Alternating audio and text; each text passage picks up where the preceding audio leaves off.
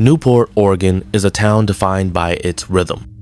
The waves crash against the rocks in quiet repetition, the fishing boats leave early and return at dusk, and people tend to know your name before they know your story. But in January 2022, a story began to unfold that would silence even this close-knit coastal town.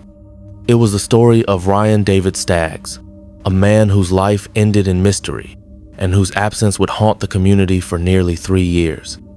Ryan was known to many as a used car dealer, an approachable man in his late 30s with a wide network of friends, business contacts, and people who sat across from him negotiating for a better deal on a truck or sedan.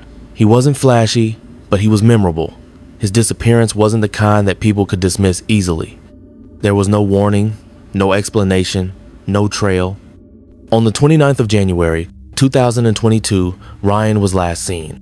Days passed, and when he didn't return phone calls or show up at work, concern deepened.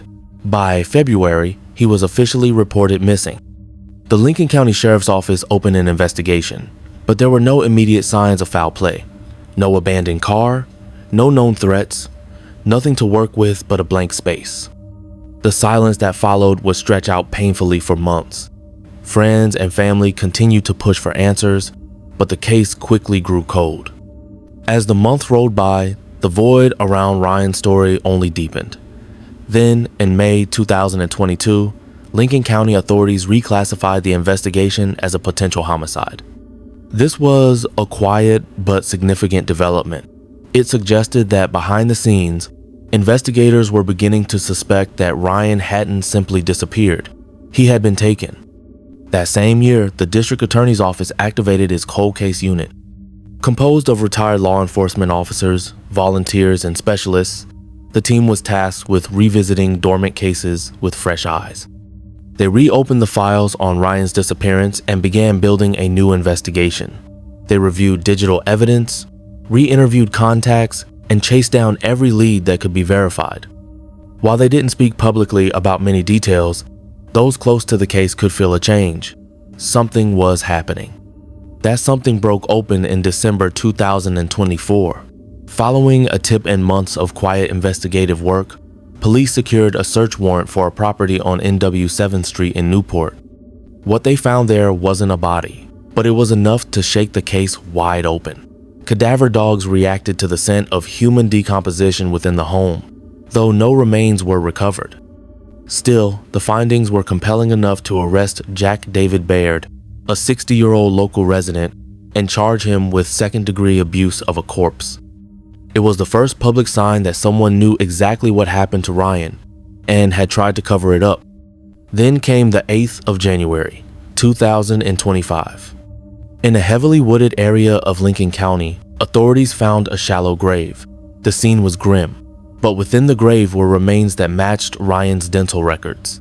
DNA confirmation followed quickly. He had been dead all along, just as his family feared, buried, and hidden away for nearly 3 years. The grief returned, this time sharper and colder, but it brought with it a clarity that had been missing. Within a day of discovering Ryan's remains, the case accelerated again. Police arrested Murphy Calvin Henry II, a 54-year-old man from Toledo, Oregon. He was charged with second-degree murder, abuse of a corpse, and tampering with physical evidence. Murphy was someone known to Ryan. The details of their relationship are still being withheld, but investigators have implied there was a long-standing conflict. The arrest affidavit, though not yet fully released to the public, allegedly outlines a violent act that occurred shortly after Ryan was last seen, followed by a coordinated effort to hide the crime. Murphy wasn't the only one involved, and perhaps not the only one who knew. Jack Baird's earlier arrest suggests he may have helped dispose of the body, or at least provided space to conceal evidence. Investigators are still determining how far the web of involvement might stretch.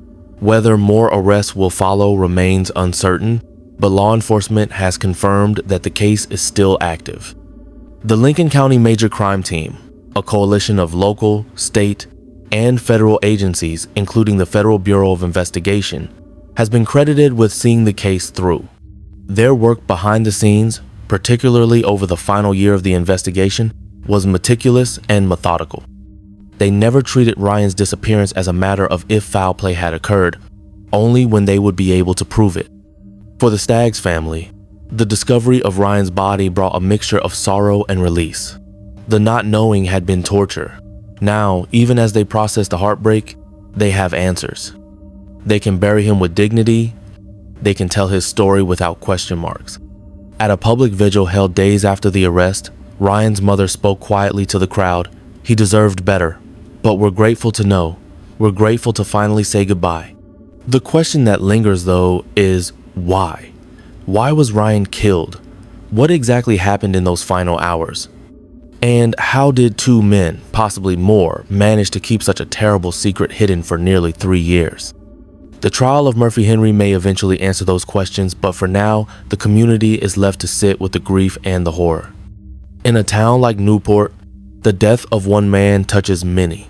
It changes how people look at each other, how they trust. The Ryan Staggs case is no longer just a missing persons file. It is a cautionary tale, a testament to investigative perseverance, and a sobering reminder that even in the most peaceful towns, darkness can fester in silence. Ryan David Staggs was more than a cold case. He was a man who mattered. And now, after years of waiting, his story has been unearthed. Justice has begun. She lay beneath the earth nameless for 15 years, buried in the quiet countryside of northern England, while the mystery of her death echoed across 2 continents.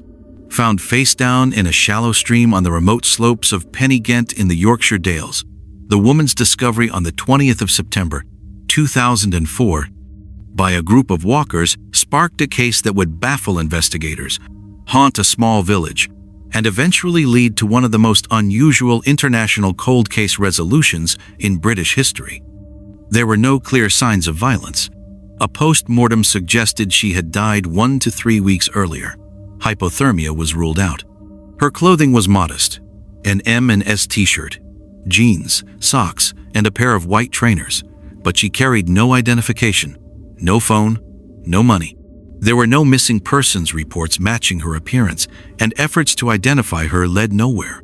The Yorkshire Dales are known for their raw beauty and cruel winters, but even locals were unsettled. The woman, believed to be of Southeast Asian descent, seemed to have simply materialized and died there. They began calling her the Lady of the Hills. Buried in a simple grave in Horton in Ribblesdale in 2007, her funeral had been arranged and paid for by kind-hearted villagers who couldn't bear to let her lie unnamed and unacknowledged. A headstone marked only by her nickname stood over her resting place. The case had long gone cold until 2016, when North Yorkshire Police launched a fresh cold case review. With advancements in DNA technology, isotope analysis, and facial reconstruction, detectives began working backward from fragments. They could now tell she had lived in the UK for some time. Her diet and tooth enamel suggested she had spent her childhood in Southeast Asia. Progress was slow, but there was hope. Then, in 2019, a Thai family came across a news article about the Lady of the Hills. Something about the facial reconstruction image looked familiar. Their daughter, Lamduan Armitage, born Lamduan Sikanya, had moved to the UK after marrying a British man. She had gone missing in 2004, the same year the unidentified body was found. They hadn't heard from her in over a decade. Her letters and calls had simply stopped. The family reached out to British authorities. DNA samples were sent. And just like that, after 15 years, the Lady of the Hills had a name.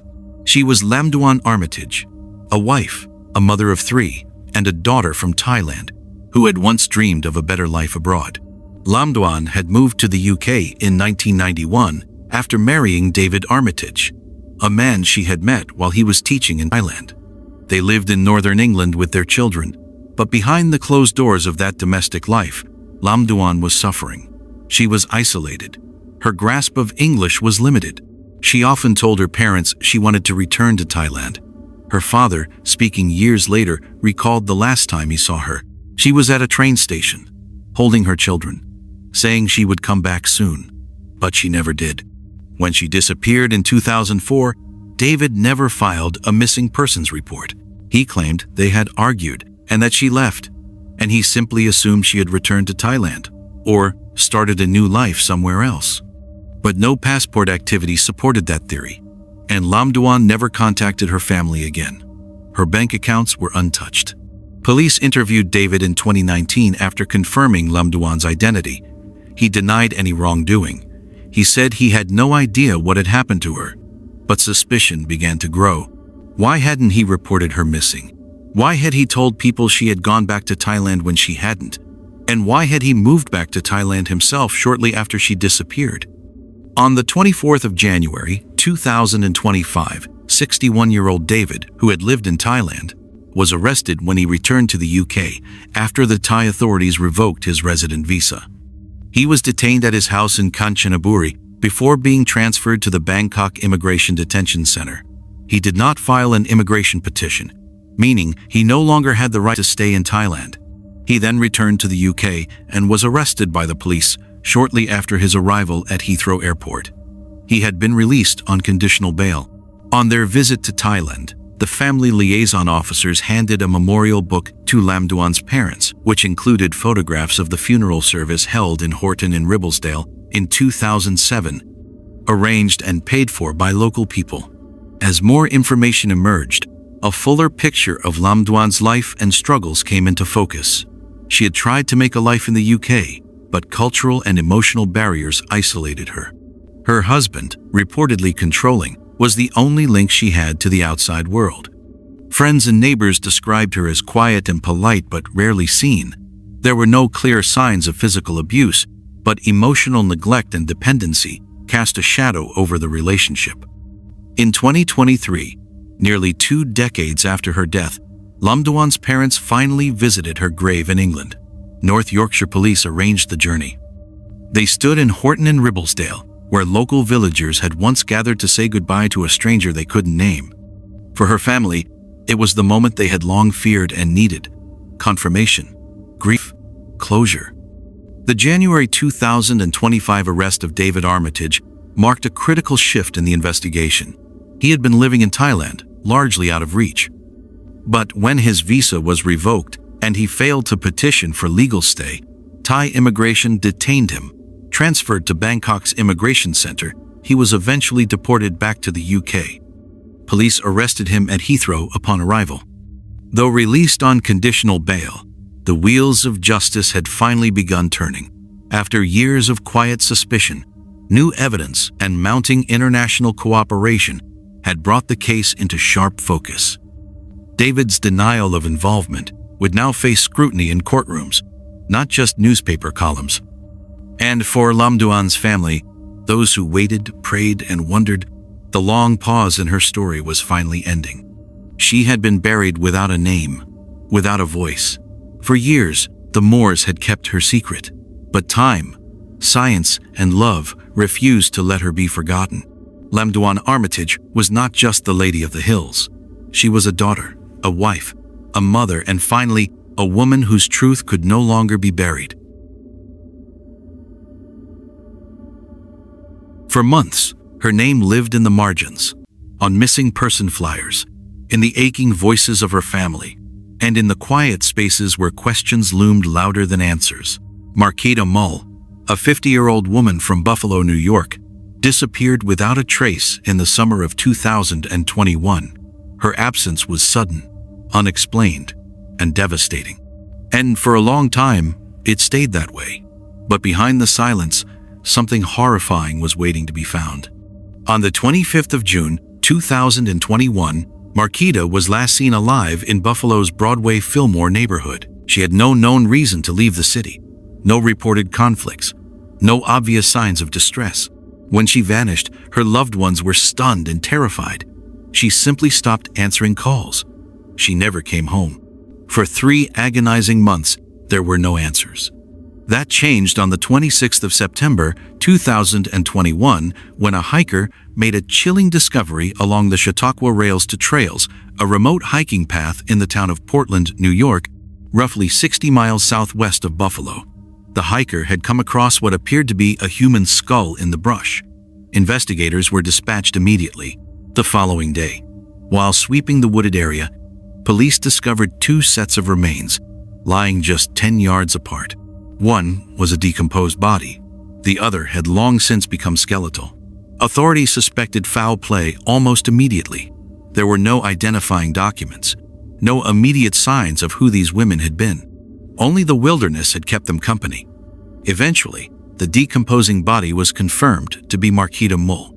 The skeletal remains were identified through advanced DNA sequencing as Cassandra Watson, a woman who had vanished from Buffalo sometime around 2003 or 2004. Shockingly, Cassandra had never been reported missing. She had simply disappeared, and no one had ever filed a case. But now, more than 17 years later, her bones had been found 10 yards from Marquita's. At the time of discovery, both cases went cold again. Despite public pleas and private efforts, investigators could not connect the dots. The last thread of hope seemed frayed. Behind the scenes, however, a massive and multi-agency investigation was underway. Buffalo Police, Chautauqua County Sheriff's deputies, and the Erie County District Attorney's Office worked relentlessly, exchanging leads, running DNA comparisons, tracking old addresses, and following digital and forensic footprints. It was the kind of joint effort that required trust, persistence, and long hours. And eventually, it led them to one man. On the 7th of January, 2025, the case finally cracked open. Richard J. Fox, a 61-year-old level 3 sex offender, was arrested at a residence in Niagara Falls, New York, and charged with Marquita Mull's murder. He had a disturbing criminal history that dated back decades. In 1993, he was convicted of raping a 14-year-old girl. In 2005, he was again convicted, this time for the attempted rape and sexual abuse of a 42-year-old woman. He had violated parole more than once and had repeatedly failed to register his correct address as required under New York State's sex offender law. But despite those violations and his high-risk status, he remained on the streets. Fox was arraigned on the 13th of February, 2025, before Judge Suzanne Maxwell Barnes in Erie County. He was formally charged with 2 counts of second-degree murder, one for Marquita Mull and the other for Cassandra Watson. If convicted, he faces up to 50 years to life in prison. His pre-trial conference was scheduled for the 30th of April, 2025. He is currently held without bail. Law enforcement made the announcement in a rare joint press conference, attended by Buffalo Police Commissioner Joseph Gramaglia, Chautauqua County Sheriff James Quattrone, and Erie County District Attorney Michael Keene. There was a lot of work that was done in this joint investigation, said Gramaglia. The Chautauqua deputies were down in our building working with our investigators quite frequently. A lot of trips were made to Buffalo. They worked this case doggedly. Quattrone echoed the sentiment. When our agency reached out to the Buffalo Police Department, it's been nothing but total cooperation, a great network. The emotion behind the scenes was just as powerful. When the charges were announced, Marquita's sister, Wendy Mull, was at the police department. Overcome with emotion, she hugged investigators and Sheriff Quattrone in the lobby. Through tears, she whispered words that had waited years to be spoken. "I will never forget you. Thank you so much." Later, at Fox's arraignment, Wendy sat quietly behind the man accused of killing her sister. Her voice was calm but resolute when she spoke to reporters afterward. "It is bittersweet. She is not here, but he is. When he was being arraigned, I sat right behind him. You cannot get any closer. I don't even hate the man. I'm not his judge. God is his judge. We cannot judge anybody. God can." District Attorney Mike Keene praised the persistence of the investigators involved. "As a result of the diligent and collaborative work of this multi-agency investigation, I am pleased to announce the arrest of this defendant," he said. "While this remains an active case, and we continue to seek more information, I want to applaud the many dedicated members of law enforcement.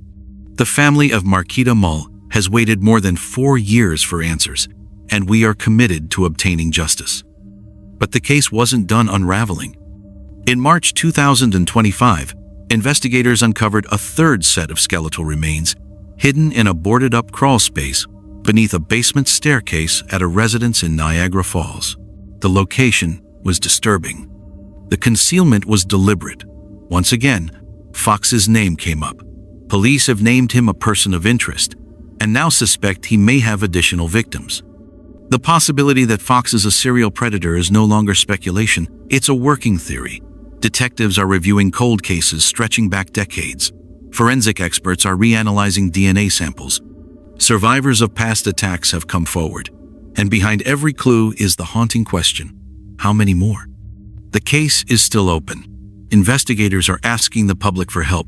They urge anyone with information about Richard Fox or his connections to missing persons to contact law enforcement.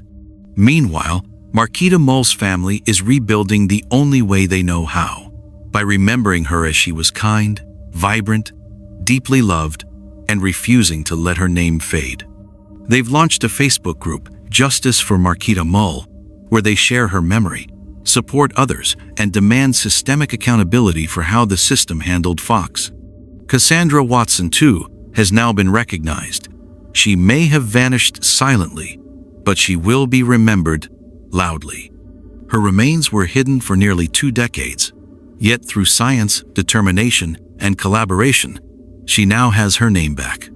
And Richard Fox, once a shadow in the system, is finally standing in the light.